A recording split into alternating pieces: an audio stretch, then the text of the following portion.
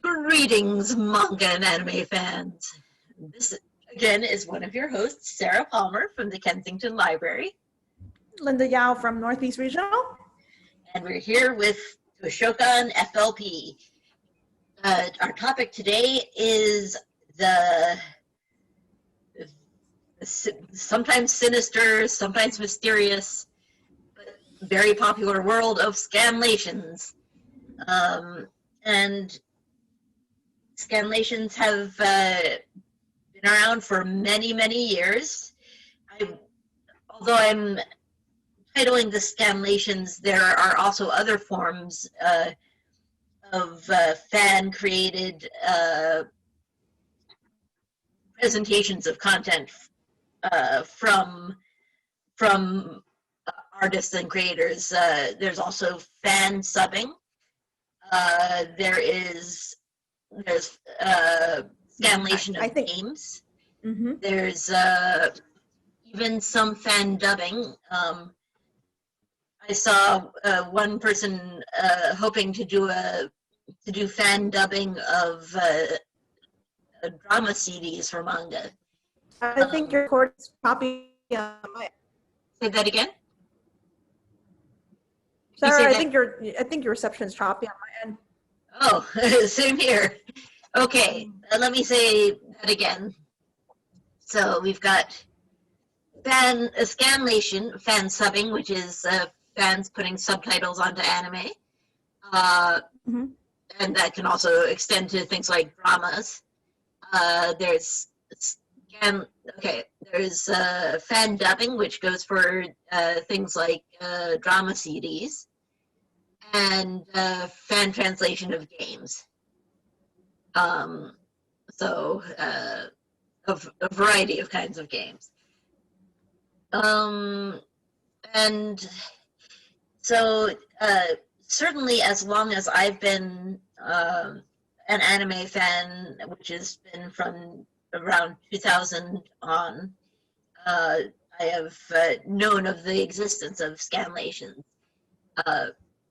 And there are countless scanlation groups all over the world, some of which involve people within the scanlation group from all over the world. And so whatever you think about it legally, in terms of research, it's a very interesting field to examine. I was looking at some of the articles available that cover scanlations through one of our databases. Okay, which one was it? I think it was one of the Gale databases.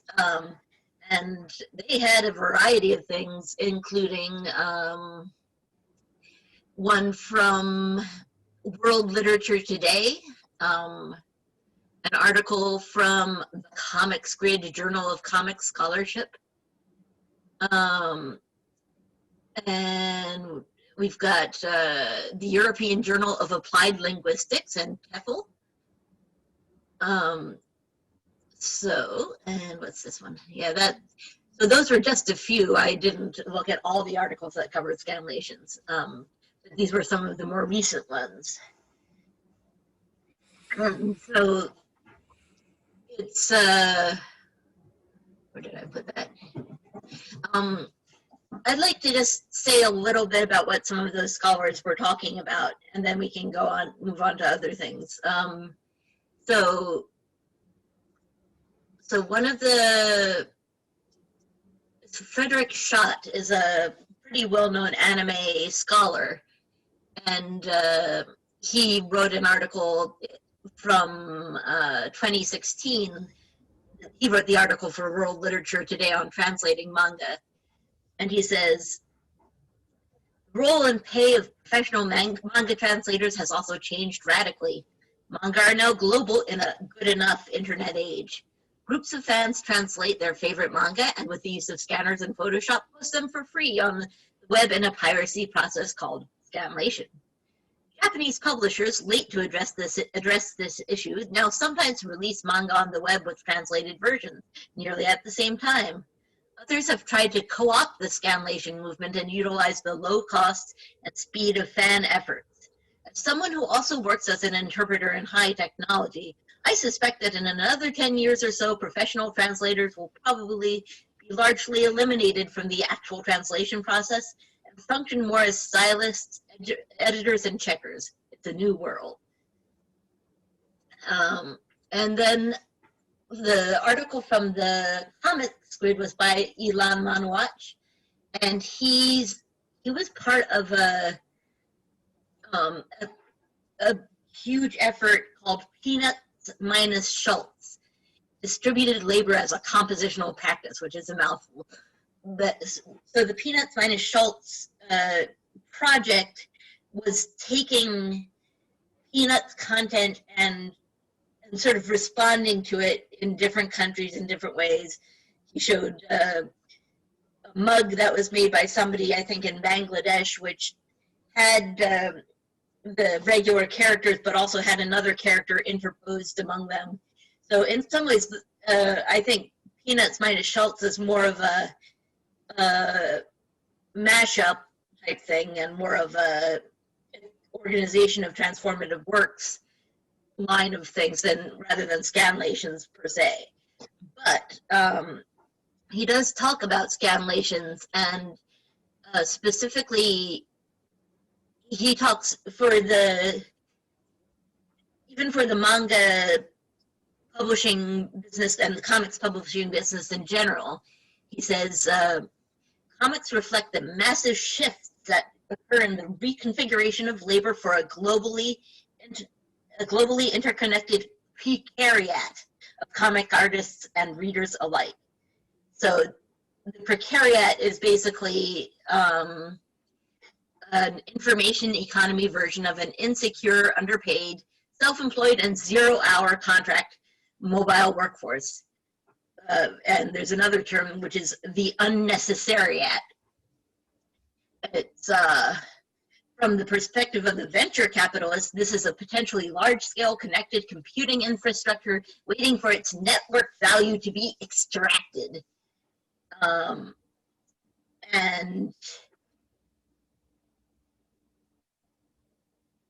So he also refers to self-exploited labor, or playbor. And so I think the scanlations fall into that category, because people are doing this, which is real work that deserves real pay in a legal sense, but they are doing it because some of them probably with a sense of calling. Many scanlators take pride in what they do, and many strive to do an excellent job of translating, sometimes adding context notes, and sometimes even adding commentary. So there's like a little peanut gallery in the margins of the frames. And that brings me to an article from the Journal of Applied Linguistics by Michelle Knoble and Colin Lankshire, which discusses new literacies and language in use from a social languages perspective. And so that focuses on another study of a Spanish language scanlation group, and it reports some of the text conversations among the participants. And let me see. So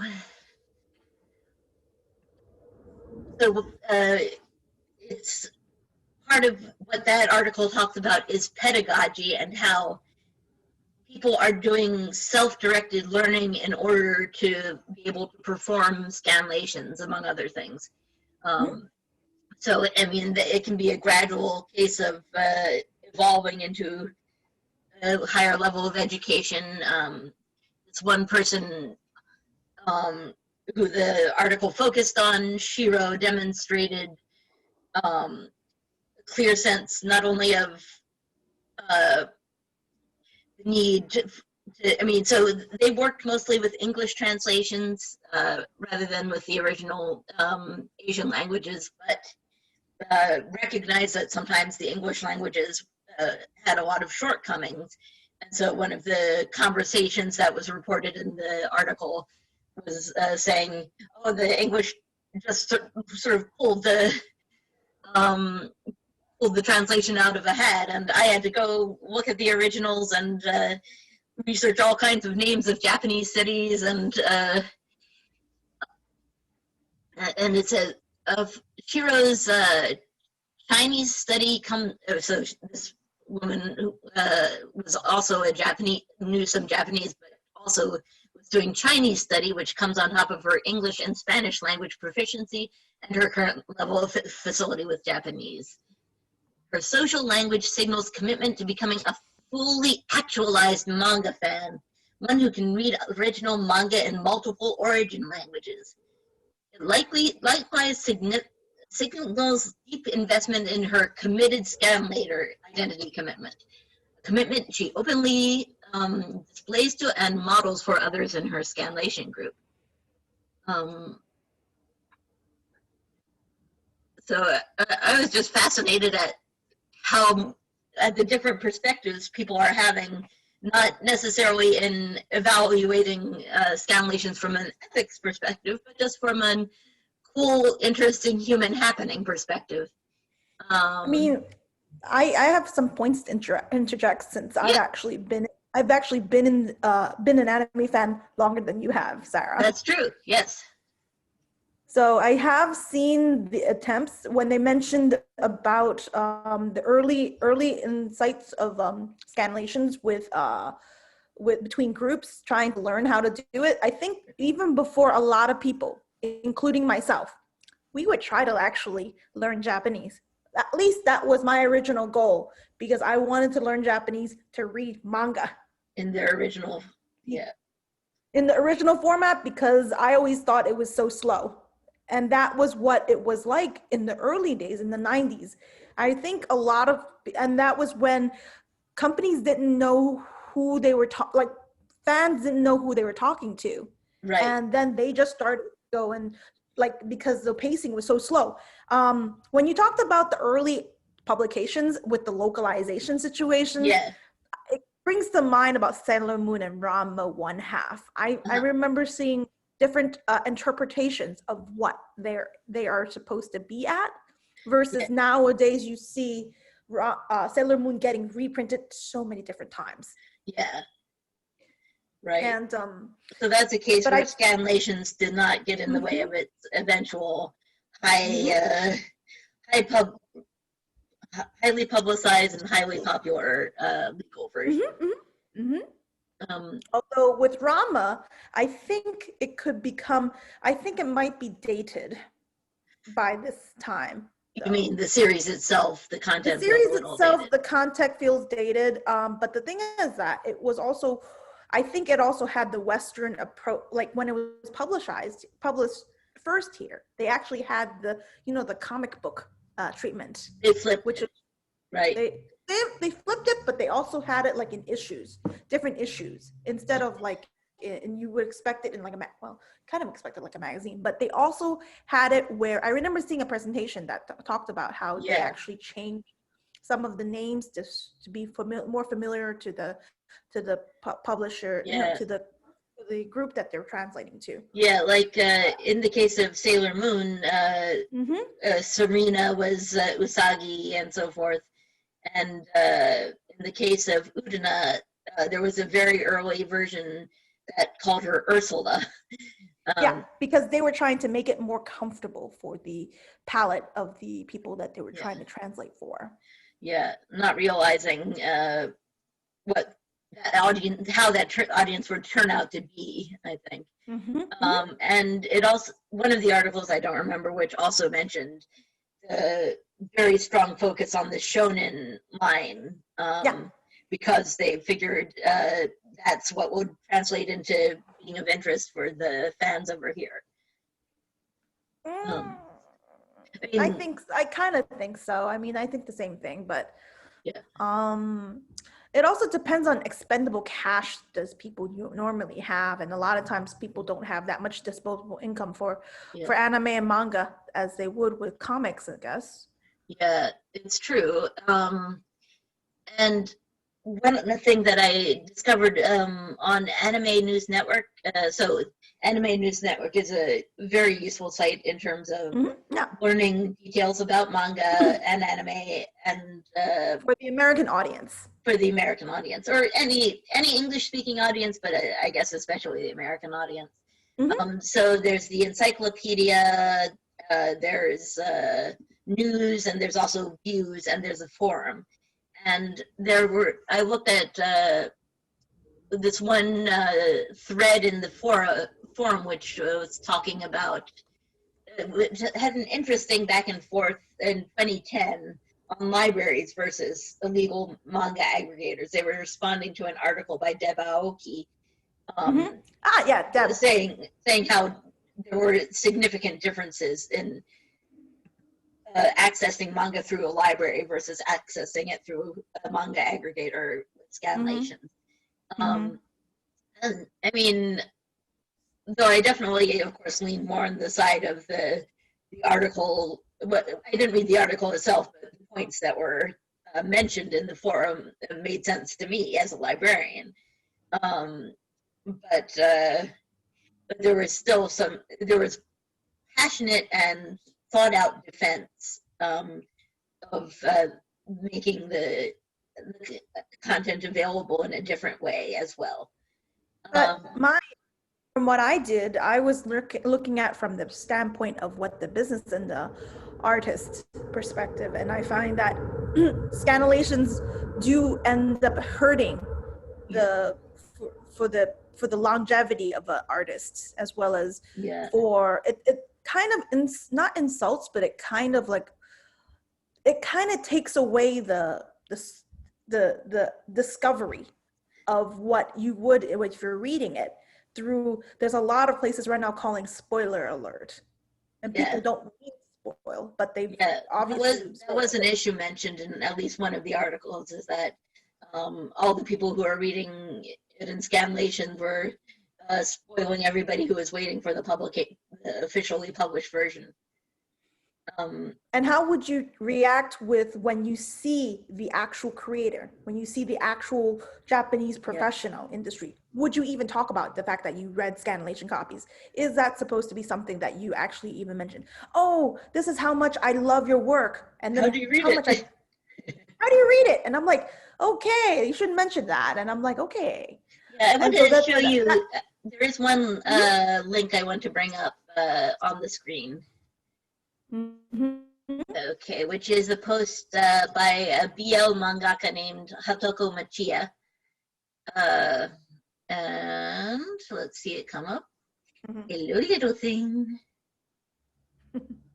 Okay. So, share. She's eating food and not even sharing anything with me. I'm sorry. I'm kidding. My you see the soggy. Yes, no, that certainly makes sense. Yeah, like the typical soggy ramen in manga as well. Oh yeah, her. See the Twitter? Yeah, I do. Okay, good. So, to my English-speaking audience, I recently confirmed with my publishers that all English translations of my work on the internet are not officially but illegally translated uploads. And her point is actually her core point in this note is, please do not pay to read them. I spent so much time and effort to create each work. I am not in a financial position to offer my work free of charge, and the money that is spent on illegal copies does not benefit me. It is a serious problem for me as a professional artist. As it is right now, though it is my hope to see my work officially translated in the future, the publishers do not have any plans to release an English version and cannot comment on that. This message was translated at my behest. I do not speak English and I cannot reply if you send me a message. Thank you very much for your attention to this matter. So certainly hearing that voice does make you have second thoughts or third thoughts about Scanlation. And at the same time, I would never have heard of her if it weren't for Scanlations. And I don't know that she is would be the first tier, Scanlations regardless, if she would be the first tier of authors chosen for translation, although she You is a realize favorite. she does have a couple of works that are considered to be well regarded among BL fans. Oh, no, I do. I absolutely agree that they are well regarded, but I also don't think that they, I mean, I think people might prioritize a new title by the person who created Junjo Romantica over a lesser known mangaka. You realize that this is a different industry, this is a different subgenre. So you're gonna I think we're gonna underestimate the demand of BL fans. You think that? Because they would be irregardless, because I know one of the strongest points is the strongest fan subbing groups are from the BL at this point. Right. At this point in time, I know any and all the BL fan girls I know, Yeah. they'll read anything and everything. To that point where it's like they will chase relentlessly, I think. Yeah. So, which shows that there is an audience, whether it can be properly exploited as a market. I don't mean exploit in a bad way. Whether the scanlations are permanently keeping it from being from becoming legal, available legally. That's one of the core questions. And let's see. I see your calendar. What? Your calendar. Oh, oops. Sorry, I'm sure it's very exciting to everybody.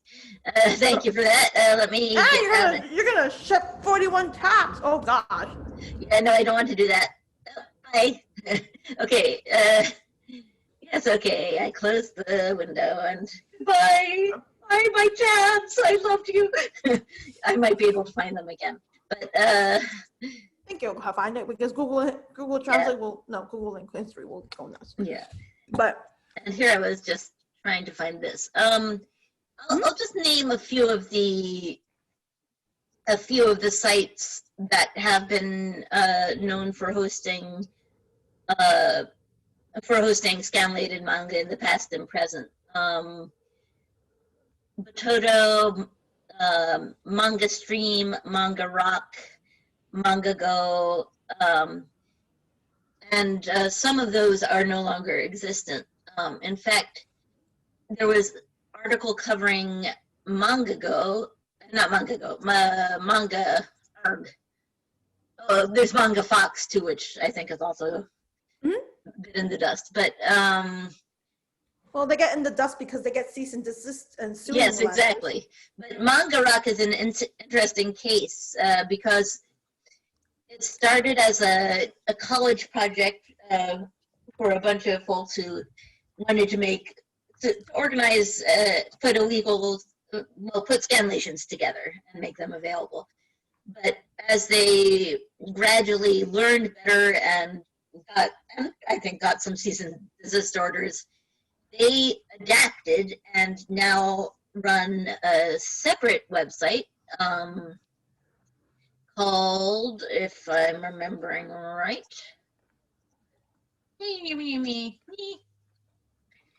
it is something like IEKR or something. Let me see where okay.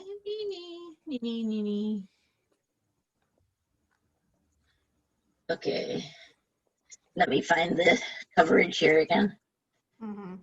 But so that's a way where eventually, I mean, they were skillful in adapting, and eventually the result is better for the creators as well as, so. Where did it go? Okay. Manga Rock site shuts down with the launch of INKR Comics. And I did pull up INKR Comics, and they do seem to be a pretty active site. And this just happened in the past year or so. So they have an app, an Anchor app, if you are interested. Let's see. Another, I mean, even if you think of the concept honor among thieves, and they say there's no honor among thieves, but in fact there are some different codes of honor. I mean, you think of the Yakuza, at least the manga version of Yakuza, as having some certain rules governing what's correct behavior. And so MangaDex is one site that I think scanlators prefer, because not only, I mean, you think of scanlators as ripping off the work of the original creators, and then there are the people who rip off the work of the scanlators and will post their content everywhere, sometimes without any acknowledgement of the original translation. So MangaDex is more a site that the scanlators themselves approve of, which I'm not saying is good or bad, but it's an interesting difference. And I should also mention that we're not just talking about physical manga or even official digital manga. Webtoons are also the victims of illegal translating. And so there's two BL, I think they're both Korean BL webtoon artists, and Oryu and Tyson Young, and they've both come out with statements right around the same time as Hatoko Machiya. And let's see, that was a lot of what I wanted to say. Did you have more you wanted to chip in?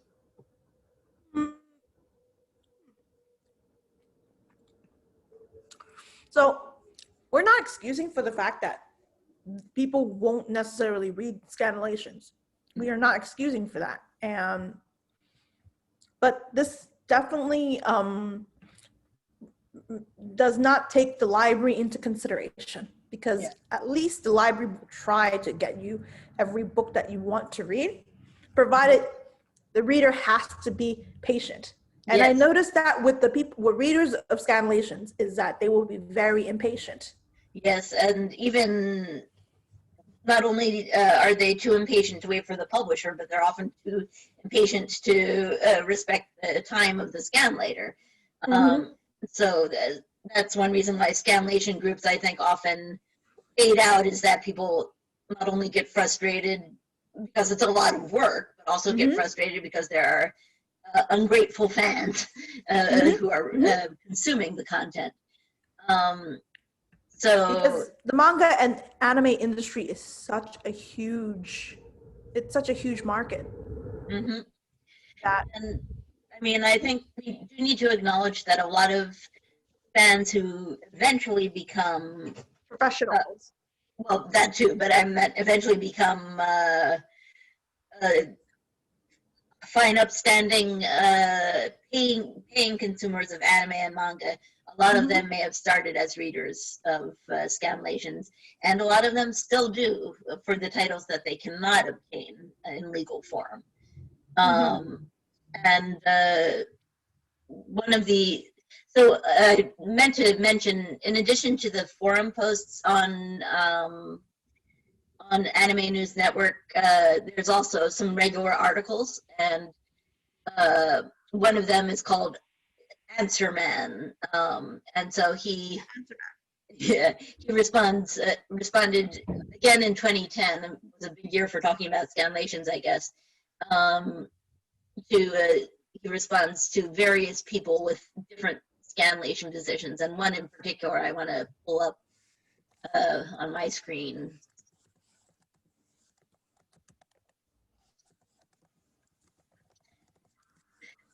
Answer Man is sort of a Dear Abby for anime.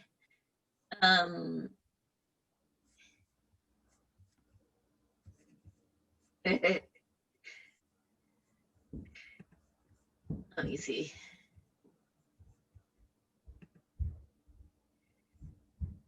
Okay. So this is the one I wanted to share. Hey, Answer Man, question for you, if you please. So I'm a huge manga fan. Manga is pretty much the main sink of my disposable income. I own several hundred volumes in 3 different languages, despite only understanding 1. I also admit that I read a ton of scanlations, and like many, but perhaps not all fans, I decide upon buying the majority of my collection based on what I've seen illegally. I realize that by reading scanlations, my money is not immediately being channeled to the publisher and author, unless I buy the Japanese volumes, which are both expensive to ship and difficult to read for this gaijin. I can pay for it eventually by buying the manga years after if it's licensed, but sometimes that doesn't work. I'm sure many manga, quote, pirates can provide a laundry list of reasons, legitimate and illegitimate, for not buying the US release. Some airlines give you the option of buying up your guilt for polluting the environment by offering an optional charge for carbon offsets.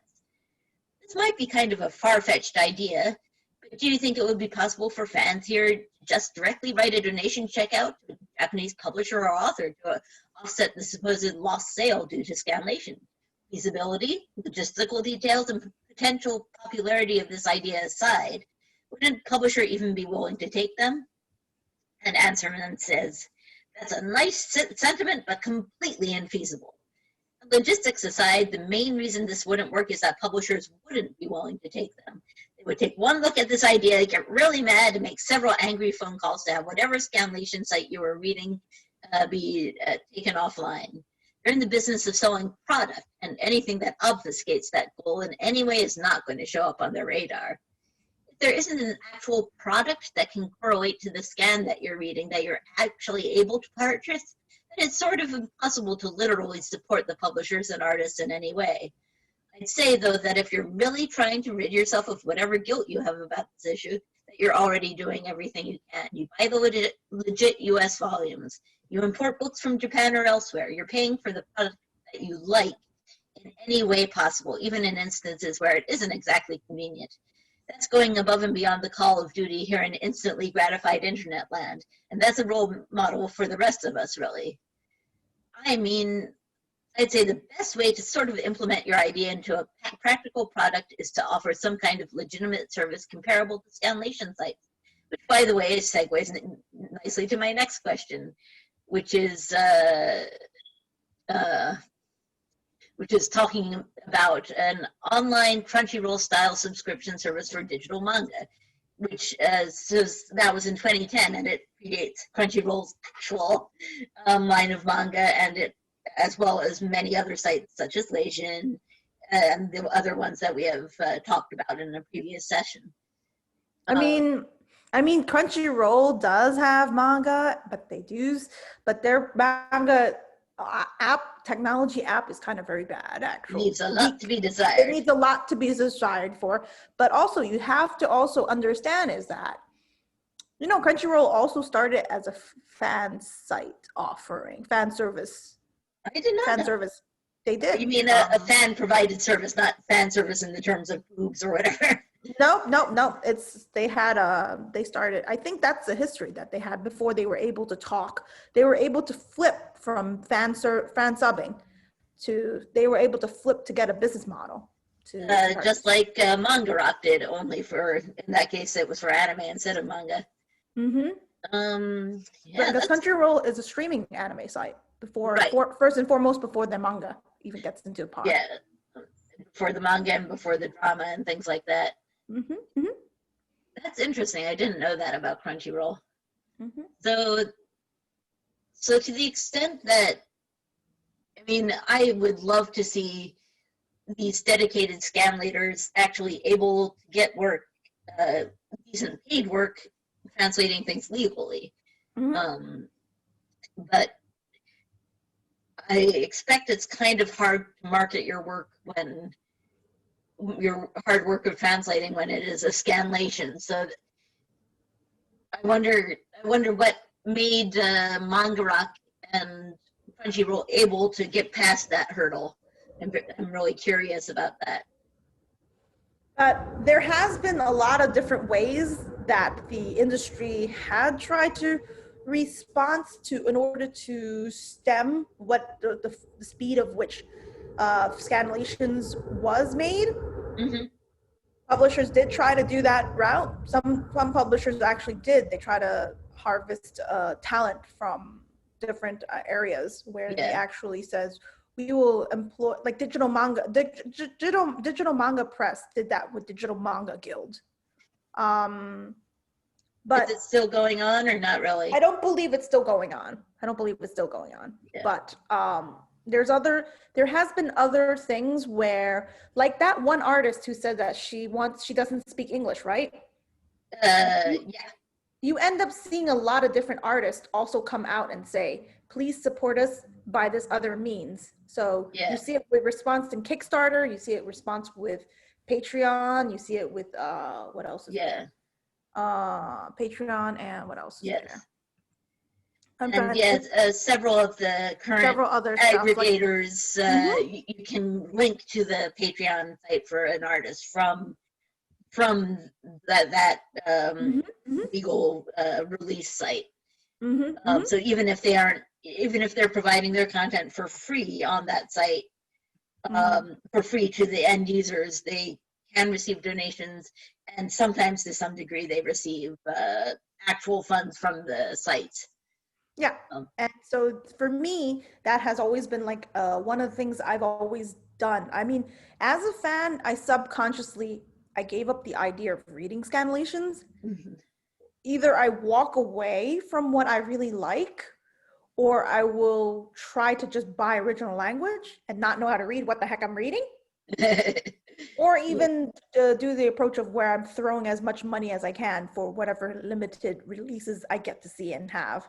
yeah, And yeah. I think, so, but that was before my disposable income is available. yeah, and I think that is commendable, and I think a lot of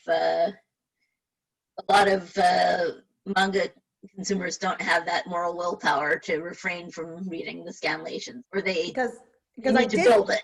they do need to build it, but I also remember importing it from like the same responses that he did, buying various different editions, importing it from Japanese publishers. No, importing it from Japanese bookstores. Yeah, I did all those routes when I was growing up. But then it turned way more money sinker than it possibly did. And this was also before I realized that in the Japanese industry, there's a huge used book market. So in the end, you will probably never get the funds to your author or to the artist for yeah, them to actually say something, because right, it gets eaten up by the corporates or by the business sense of it. right. Wow. But there's a lot of things you have to consider when Yeah, you're a fan trying to throw money at certain things. yeah. How to So be an ethical mhm, consumer of anime and manga is a big thing. mhm. We So don't always think about it. we don't Um, always think about that, that is the reality. We are not like comic book fans, although never mind. I have my own I have my own I have my own things about comic book fans, but whatever. yeah. That's on me. So I do have to say is that, are we gonna even have time to go through what I was thinking about doing half of it into crowdsourcing, or are we gonna just stay with Scanalations at this point? I'm sorry, I didn't mean to overrun the crowdsourcing. I No, think you can take no. it away from now. I will try to finish it within a good time. Yeah, So the thing is that as we mentioned, anime and manga has a huge market, and um so that's why they also have like, and they did mention that they would try to have scanlations go in the direction of original works. I don't know if that's going to be helpful or not, because you're still not getting the satisfying of your favorite series. But because they're such cash cows for the Japanese industry, that's why you end up seeing them as cease and desist letter, to the point where they, like pretty much you'll see a lot of group go up or go under because of that yeah, reason. right. Um, it also bears in mind is that we're talking about the American industry, right? Meaning that the fan translations turn into English words. But what Yeah, about for the Thai fans? What about for the Vietnamese fans? What about for the Chinese fans? They might even have a bigger scanlation issues. Like Japanese will have a bigger scanlation issues with those other markets also. Because I know that Asian fans are insane. Not insane. I would not say insane, They're more rabid than American fans are, I believe. Which Although is scary. American fans are actually the same exact, I think the same exact thread, because I actually know friends who are huge fans of Japanese industries. They will make multiple trips over to Japan if Yeah. possible to chase after a star. Yeah. I want to say one very quick thing about the Thai, for example, the Thai market. So I talked in another session about Thai BL dramas, and one article I read said that a lot of the interest that built into those dramas was developed by illegal physical copies of manga, of translated BL manga on the streets. So you're definitely right that that's taking scanlation and going even a step further, and it's also accessing potentially a demographic that didn't originally have as much digital access. But anyway, go on. That's all I wanted to say. I think the same thing about with Spanish markets. They have a huge fan base for it. But so there are other different solutions that fans can support the publisher versus the publishers get some sort of the revenue that they may have lost or may have kept with the thing. So I would definitely say Kickstarter or Indiegogo. They've started their crowdfunding platforms where a project is designed and suggested to people known as backers. They would support a project or a creator to an agreed amount, and the Kickstarter produces a product for the people who supported their project. So graphic novels or comics and anime all had some fundings from crowdfunding platforms. This became an experimental way for pushing titles that otherwise would not have been selected for publications, or they would have had or would have wanted or not have the ability to be reprinted in new editions. And this is an example for what happened with Barefoot Gen. You know what Barefoot Gen is, right? Oh yeah, it's sitting on my shelf over there. Barefoot Gen is, what edition do you have? The first volume or so I got in the old edition, and most of the rest are the new edition. So the newer old edition, is that the one meant for school and libraries? Because that's the Kickstarter project that was with Barefoot Gen. They had a push for the Kickstarter for the schools and libraries, so that became a hardback version of it. Yeah, I don't have the hardback version, but maybe give me a sec. Okay. Because the original was paperback editions. That's what I remember. They were paperback editions, and they were well loved because I went to my local library at that point, and I kept on borrowing it. But even then, I was always trying to hope that the paperback would not fall apart in my hands because it was so raw, it was so red. So another thing was that a project that was successfully kickstarted was Production IG. You know that they're the anime group, the anime company that produced Ghost in a Shell. But yep, you have the older edition. The last gasp. It's one that it's an all new translation, so there's yet an older one than this one. It's an older. Last Gasp is the one that the publisher for Barefoot Gen, and Barefoot Gen actually did. I think the story did finish, but Last Gasp was the one that was. I believe they were working with the mangaka. I know that Frederick Schultz was a friend of the mangaka before he passed away. Nakazawa. And so the newer edition is all hardcover. It's all hardcover. And at the very end of it, they actually do develop a section to actually thank all their Kickstarter supporters. Oh, very cool.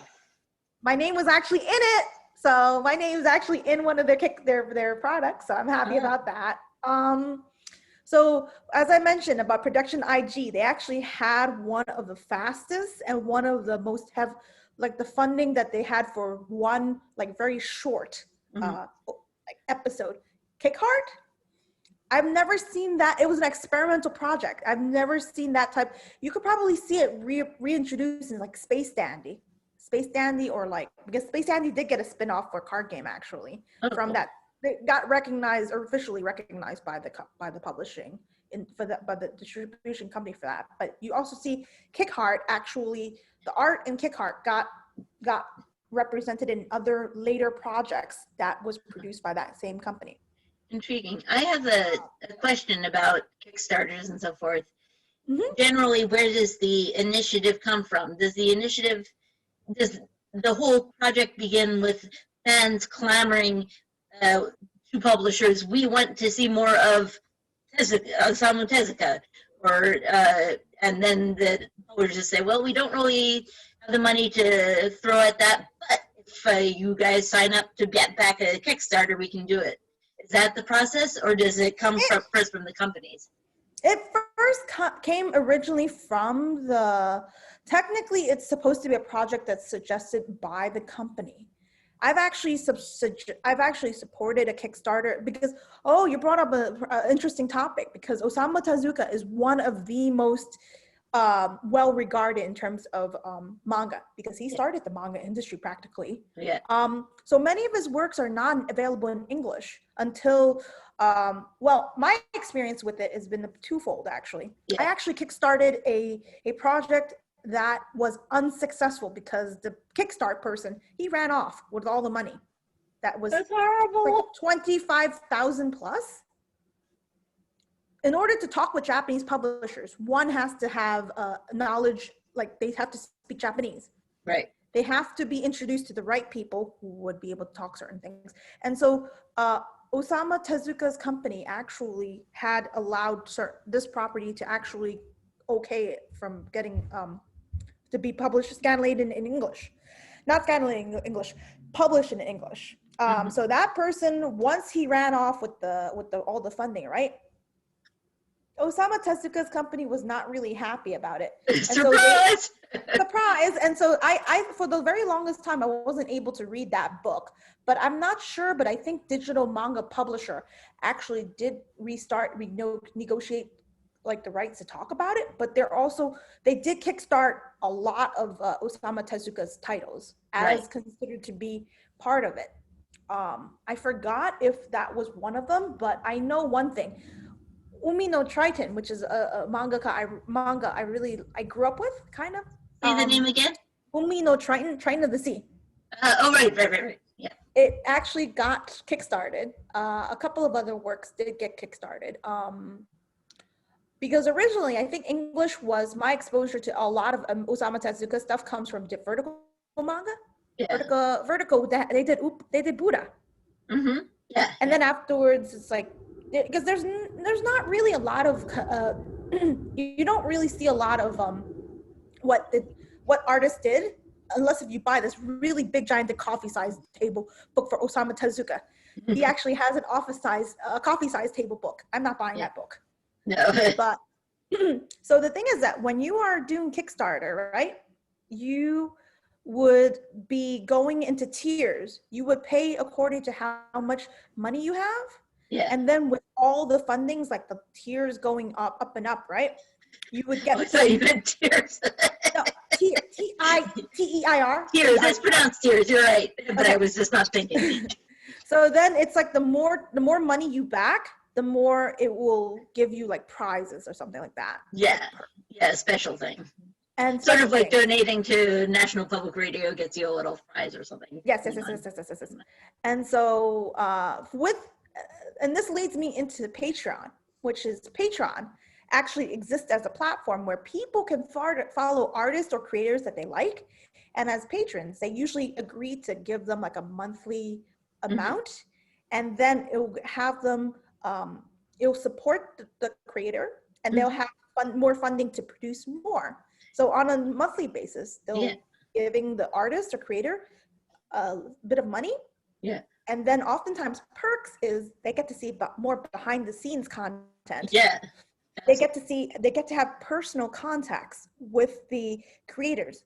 Yeah. And it really depends, because a lot of times artists may end up I'm sorry, there's this one artist I really love to follow on Patreon.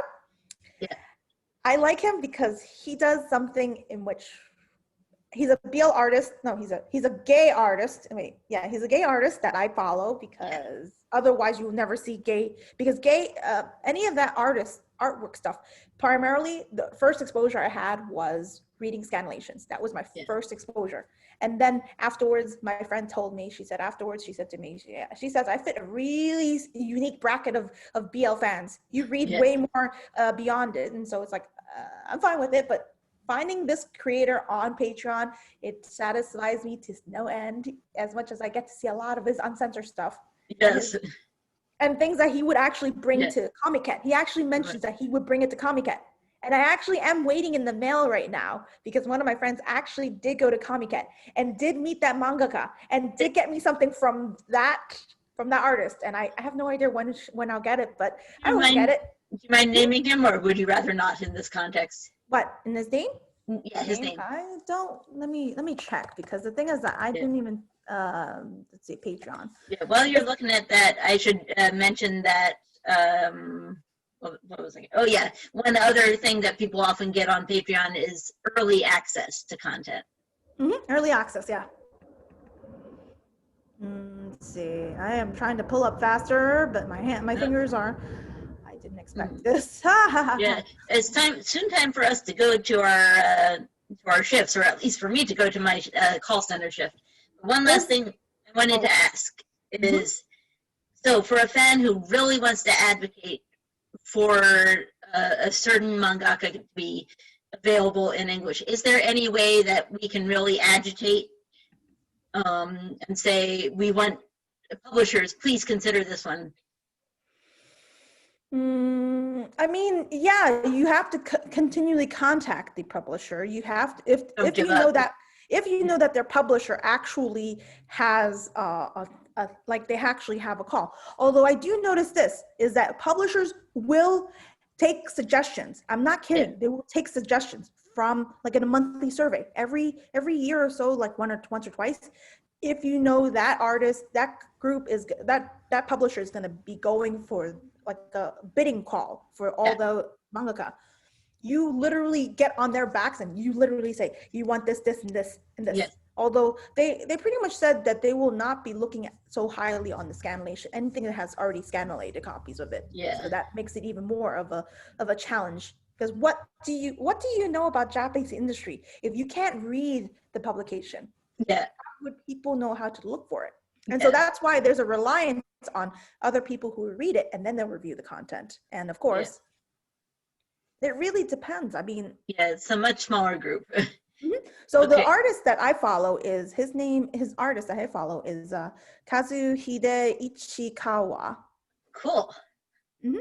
And I've seen his arts as a game mangaka, so I've seen his arts and I do follow him.